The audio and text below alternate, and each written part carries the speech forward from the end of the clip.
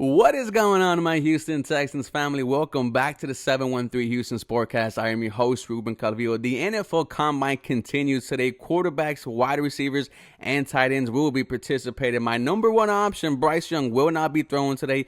We will discuss that a little bit later.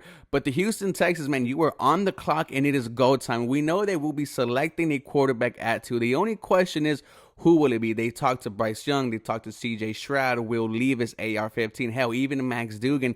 The Houston Texans have been talking to almost every single quarterback available in this draft. I love that, right? Do your due diligence. Maybe you even take 2 quarterbacks, right? Kind of like what the Washington Redskins did not too long ago. But nonetheless, we will be doing a 3-round mock draft today. So if you are new to the channel, I drop daily Houston Texans content.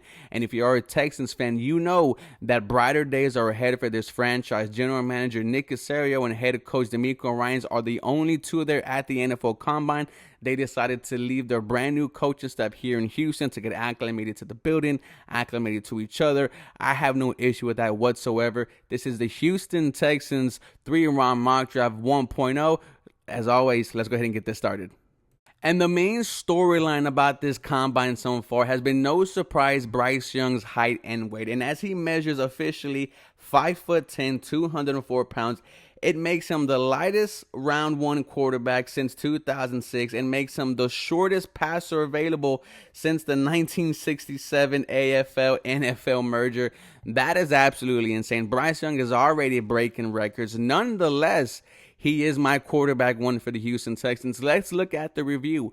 Unlike most Alabama quarterbacks in the Nick Saban era, Young doesn't have a national championship as a starter, but make no mistake, he's still one of the greatest signal callers in Crimson Tide history. In 2021, Young's first season as a starter, he became the first Alabama quarterback to win the Heisman Trophy. He followed that up with a 91.3 passing grade this year, which was tied for the highest in the country. Despite his small stature, Young is every bit of a potential as a franchise quarterback who showed shades of Deshaun Watson. Look, this is what you signed up for as a Houston Texans fan. You know that as soon as you draft Bryce Young, he is too small. He is too skinny. When he gets hit, he won't be able to get up. I don't care. He played in the SEC, and I have no doubt he is going to, he is one of the most guys in college of maneuver in the pocket, right? Some of this pros, let's talk about it. Off the charts playmaking ability. They call him the Steph Curry of football. He has an uncoachable sudden pocket movement and creativity throwing receivers open. Unfazed on the pressure, the clutch gene, the ice in his veins is there. Whippy throwing motion that has much more zip from all platforms than you expect. Bryce Young can do it all. The only issue is he is 5'10", guys. You see the cons right there. Size. Where have you heard that he is small? He sits deep in the pocket, presumably for sightness, making life harder on tackles for the NFL. So Laramie Tunsil and Titus Howard will have to block a little bit longer. That's why they are one of the best tackle duos in the NFL. And there's only one, he missed a game and a half because of a shoulder injury. But nonetheless, the Houston Texans will be selecting Bryce Young, number 2 overall, and we will be bringing one of the best quarterbacks in Alabama history to Houston. And I got to say, guys, this excites me already. And at pick 12, I will be going defensive tackle Kalijah Kancey, who was going to be soaring up of draft boards. He ran the fastest 40 for a defensive tackle since 2006, a 4.76. He is being compared to Aaron Donald, not only because he went to Pitt, but he is a little bit of an undersized as a DT. But make no mistake there, he's one of the best pass rushers in the country. He had 8 sacks this season, 9 sacks last year. What he wins is demon-type speed, right? I like to call him Zenitsu from Demon Slayer, just how fast he is. But the review here is Kancey didn't register a defensive snap as a freshman in 2019, playing on special teams only in Pittsburgh's bowl game against Eastern Michigan. He played 398 snaps in 2020, starting Panthers' final 4 games of the year and registering an 80.4 overall grade. He took another step forward in 2021, seeing 577 snaps on defense and producing an 84.6 grade before establishing himself as one of the nation's top pass rushers in 2022, buoyed by 47 pressures on 275 pass rushing snaps. His 92.4 pass rushing grade led all interior defenders this past season. The Houston Texans, our defensive line was non-existent. The only bright spot was 38-year-old Jerry Hughes. Don't even get me started about the interior, right? Malik Collins, Roy Lopez, it was just nowhere to be seen. Opposing running backs were having fantastic days against you. Kalijah Kancey's pros. First step quickness is as good as you see from a DT. Presents so many problems. Leverage demon. He gives linemen no strike zone to hit, and he understands how to rush the passer. Uses his moves and combinations so well. Some of his cons: he is very undersized, very thin. Not an existent anchor against doubles. Will get targeted in the NFL, and a very difficult, time separated from blocks. Disruptor more than a playmaker. I am excited for the possibility of adding one of the fastest defensive linemen in college onto the Houston Texans, which need a defensive presence. And at pick 33, I would like the Houston Texans to go wide receiver here, but I think the Houston Texans need a speed demon, and I think his name is Jalen High, right? The 2022 Biletnikoff winner didn't quite come from nowhere this season, but due to injuries and a lack of playtime in 2020 and in 2021, not many people were expecting the heights of this past season. Finally, a full-time start in 2023, High racked up 1,267 yards and 15 touchdowns to go along with a whopping 18.9 yards per reception. The highlight of his season came in the middle of the year where he delivered a dominant performance against Alabama, putting in 6 receptions for 207 yards and 5 touchdowns.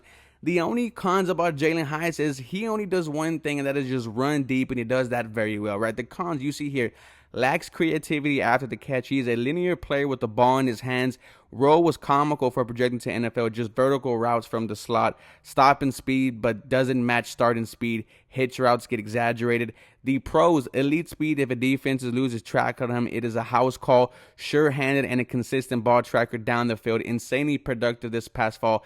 Biletnikoff Award winner. I think the Houston Texans need to go after a home run player, and I think that is exactly what Jalen Hyatt is, right? Imagine a wide receiving core with a speed demon like Hyatt, and then you have Nico Collins, who with Bryce Young, I will be expecting a close to 1,000-yard season. We are expecting John Manchie to come back, and also we don't know what the Houston Texans would do at wide receiver in free agency, but nonetheless, I like Jalen Hyatt. If not, I would have gone maybe Will McDonald here, the edge from Iowa, but nonetheless, the Houston Texans get their burner with Jalen Hyatt. And at pick 65, head coach Demeco he finds his linebacker, and that is Jack Campbell from Iowa.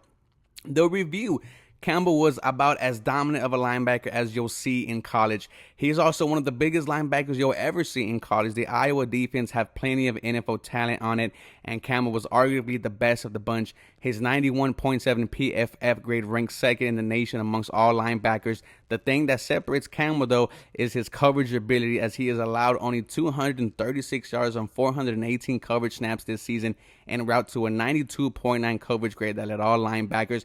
This is the type of linebacker that Demeco Ryans would want. A captain for the Iowa Hawkeyes, a true middle linebacker, proven take-on skills, easily projectable NFL frame with requisite athleticism.